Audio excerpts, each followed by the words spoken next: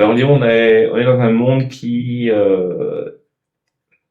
dans lequel il y a des forces très puissantes qui semblent nous échapper, des forces politiques, physiques, etc. On a l'impression que le monde va à sa perte, euh, que nous, à notre niveau, on peut rien faire. On peut se sentir très impuissant, enfin, on peut faire un petit peu autour de soi, mais globalement, on a l'impression qu'on est dans un bateau et que le bateau va rencontrer un iceberg et on ne pourra pas s'en sortir. Donc, quand on a conscience de ça, on pourrait se dire, bon, bah, ok, très bien. En attendant, autant me la couler douce. Voilà. En même temps, quand je dis ça, ma conscience me dit, non, je peux vraiment me la couler douce. Mais quand même, on pourrait se le dire. D'ailleurs, peut-être que ce que se dit la majorité des gens, finalement. Qu'est-ce que tu aurais à dire sur le sujet? Oui, c'est effectivement une question, un problème immense, surtout à notre époque. Moi, je suis de nature optimiste, mais soutenu par la raison. Mon optimisme, en l'occurrence, vis-à-vis de ce problème-là, est vraiment soutenu par des éléments très précis. Et l'élément précis auquel je pense, c'est la masse critique. La masse critique, très connue en sciences, veut dire que l'homme se trouve souvent devant une barrière, une chaîne de montagnes, et n'a pas le courage de monter tout cela pour voir ce qu'il y a derrière. Bon. J'ai même fait des recherches montrant que notre esprit qui se croit tellement libre est néanmoins entouré d'une trentaine de barrières psychiques. Donc, l'exemple peut-être le plus frappant, c'est ce fameux ressenti qui est si important, qui est même sacré, mais qui accapare tout. Et qui fait que dépasser le ressenti est extrêmement difficile. Donc, si on veut sortir de la situation où nous sommes, il ne suffit pas de dire « il n'y a qu'à ». Il ne suffit pas de dire « il faut avoir la foi ».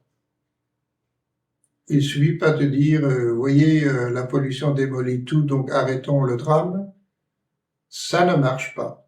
Ça ne marche pas parce que l'homme fonctionne, d'ailleurs comme les mammifères pareil, par l'intensité de l'influx nerveux. Là, je vous lance une clé majeure. On sait que entre deux sollicitations, par exemple aller à gauche ou à droite, l'homme choisira par ce qui se passe dans son cerveau comme l'influx nerveux le plus intense. Donc imaginez le même stimuli. Le stimuli, c'est est-ce que je vais aller à droite ou à gauche? Le stimuli à gauche entraîne une certaine, l'idée d'aller à gauche entraîne certaine dense intensité de l'influx nerveux, et celui de droite, une autre intensité. Celui qui va gagner, c'est tout simplement, c'est pas la raison cosmique, c'est tout simplement le côté qui a l'intensité de l'influx nerveux le plus important. Uniquement. C'est l'intensité qui nous détermine. Or, comme la nature nous a fabriqués pour vivre, on va dire, nus sur Terre, dans la nature, nous avons un programme, une structure psychique préprogrammée en nous qui fait que l'influx nerveux va surtout passer par cela. Donc tout ce que nous voulons apporter de correctif, tout ce que nous voulons apporter de nouveau, ne va pas bénéficier d'une même intensité. Si j'ai parlé de conscience tout à l'heure, comme un système qui permet d'amplifier suffisamment les voies parallèles pour qu'on ait égalité d'intensité, à ce moment-là, on est capable de choisir avec raison. Mais aussi longtemps que ce n'est pas le cas, c'est impossible. L'homme ne peut pas sortir du piège dans lequel la nature nous a mis, pas lui, mais la nature. Et donc, la solution revient à remplacer complètement l'enseignement par une initiation à la conscience de la réalité.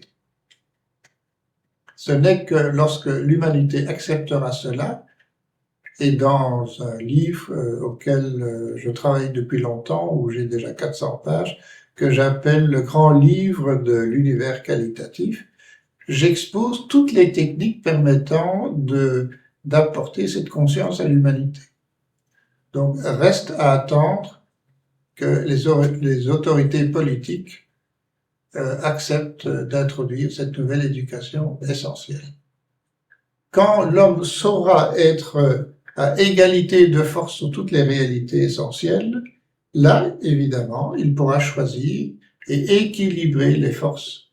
Comme je disais déjà précédemment, ne pas s'intéresser uniquement à son ego, également à l'équilibre de l'univers, en commençant par l'équilibre du monde.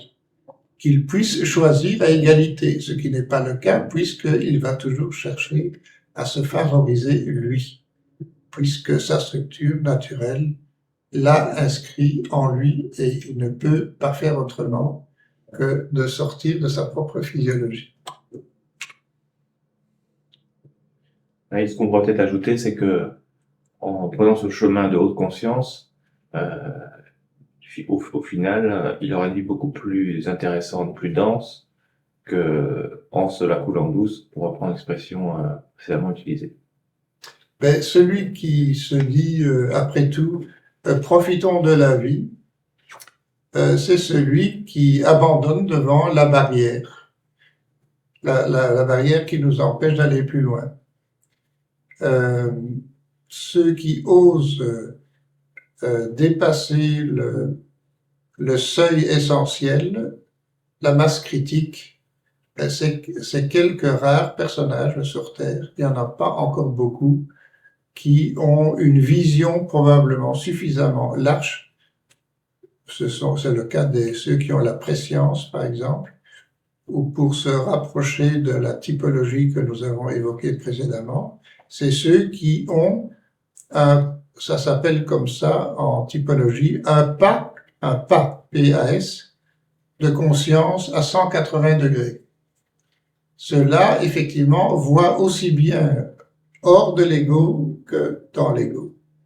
Donc, hormis ces quelques rares cas qui peuvent se convaincre de la réalité d'investir dans toutes les dimensions, pour les autres qui ont la grande majorité, seule une initiation très spécifique est indispensable, doit être dispensée un jour ou l'autre pour que l'humanité ne soit pas victime de sa propre physiologie, mais devienne l'ami de la vérité, c'est-à-dire de tout.